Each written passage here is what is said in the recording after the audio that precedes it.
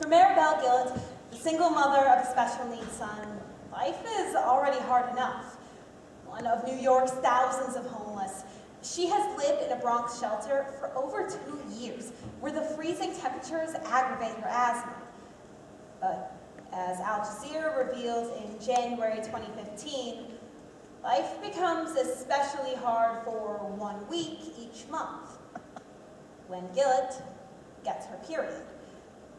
She then faces the daunting challenge of acquiring pads or tampons and finding a place for proper hygiene. This problem, however, extends far beyond Gillett alone. It is extremely difficult, both domestically and internationally, for homeless or impoverished women to get the proper sanitary products or hygiene they need during their periods. That's why it's crucial that we discuss the problems, causes, and solutions to the lack of period care products for women in extreme poverty. Now, before we get started, let's address what I'm sure most people are thinking. I'm uncomfortable talking about periods in front of a group of strangers. You may be uncomfortable hearing it, but that is exactly why we need to talk about it. An estimated 52% of the female population menstruates every month, yet it has become a silent issue.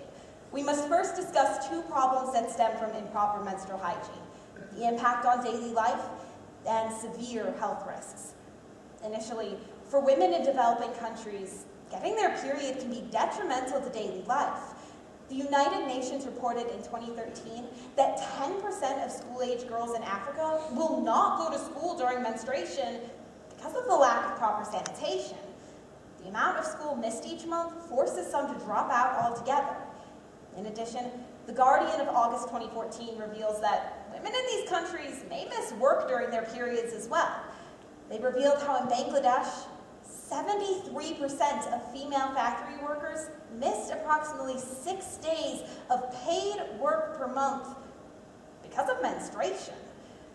Next, it's important that we recognize that periods, though a natural process, are still a medical issue, and as such, can have several harmful risks if not cared for properly.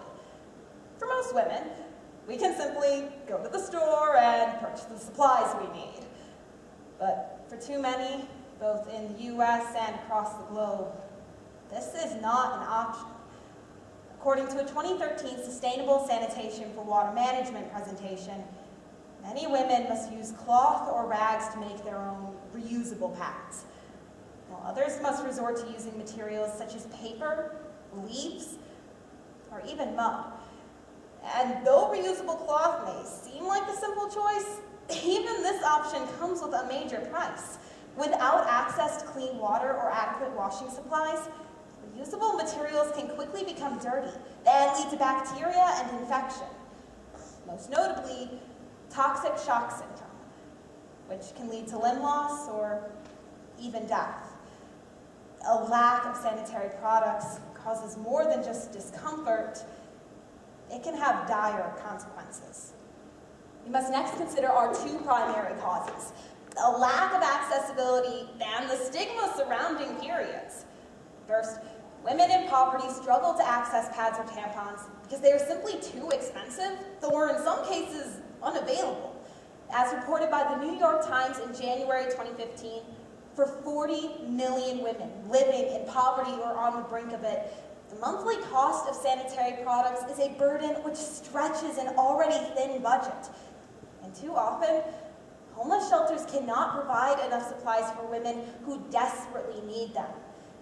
In 2012, UNICEF cited similar accessibility issues internationally, leaving many women with nowhere to turn. Second, perhaps the most detrimental cause is the stigma surrounding periods. In the US, women don't usually talk openly about their periods. Despite the fact that half the population experiences it, the topic remains unspeakable. Around the world, there are taboos surrounding menstruation, with some cultures even viewing it as shameful and dirty. And this is where the root of the problem is. If we're not willing to talk about it, how do we realize what's happening? As Jyoti Sanghera, chief of the UN Human Rights Office stated in 2014, the stigma surrounding menstruation and menstrual hygiene is a violation of human dignity. The menstrual hygiene problems impoverished women face will continue to remain invisible if we continue to look away. Now, to solve this, we obviously, and unfortunately for many reasons, can't make periods disappear altogether. But thankfully, there are simple solutions that anyone, not just women, can take part in. First, simply donate. A January 2015 Huffington Post article revealed that when homeless shelters were asked about needed donations, the overwhelming consensus was for pads and tampons. Donating a box of pads to your local shelter, really no different than donating a pair of shoes or a can of food. You can even consider starting a tampon drive at your school or local community, like 2 New Jersey teens did earlier last year, according to a previously cited New York Times article. In addition, look for companies such as She Thinks, which will donate pads to African villages for every product purchased. And finally, it's time to speak up about this silent issue. The only way to break the stigma is to talk about it. When I first brought this topic up to one of my coaches, I was so shy about it, I could barely even say it out loud. So, for the rest of practice, she had me explain my idea to anyone who walked into the room. But funny enough, once I explained the problem, no one was uncomfortable and I felt more confident talking about it. I know it's hard or even intimidating. But if we all did our part in raising awareness about periods in poverty, it will make a world of difference to women in your community and across the globe.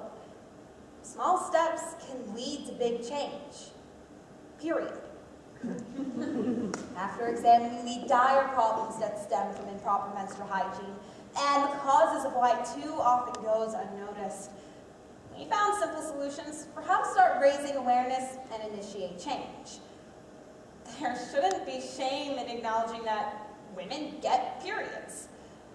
But for women in poverty, reaching out for help is hard enough without the added stigma of the topic.